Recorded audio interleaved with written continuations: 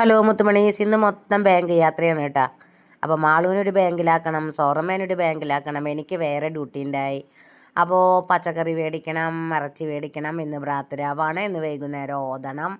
അപ്പോൾ അതിനുള്ള തയ്യാറെടുപ്പിനായിട്ട് ഞങ്ങൾ മൂന്നാളും കൂടി പോയി. ആദ്യം ഞാൻ എൻ്റെ ബാങ്കിൽ പോയി, അവരവിടെ കൊണ്ടുവന്നാക്കി. പിന്നെ കുറച്ച് തുണികളും കാര്യങ്ങളൊക്കെ എടുക്കാനുണ്ടായിരുന്നു. മൊത്തം പർച്ചേസിങ് ആണ്.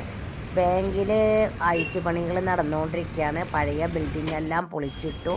ഇപ്പോൾ പുതിയ ബിൽഡിങ് പണിതുകൊണ്ടിരിക്കുകയാണ്. കംപ്ലീറ്റ് ആയില്ല. അപ്പോൾ ഓരോ ഭാഗം അതായത് ബാങ്ക് വർക്ക് നിർത്താനും പറ്റില്ലല്ലോ. അതായത് ബാങ്ക് എന്ന് വെച്ച് കഴിഞ്ഞാൽ സൊസൈറ്റീനാണ് ഉദ്ദേശിച്ചത് കേട്ടോ, ഫാർമേഴ്സ് സൊസൈറ്റി അത്ര തന്നെ.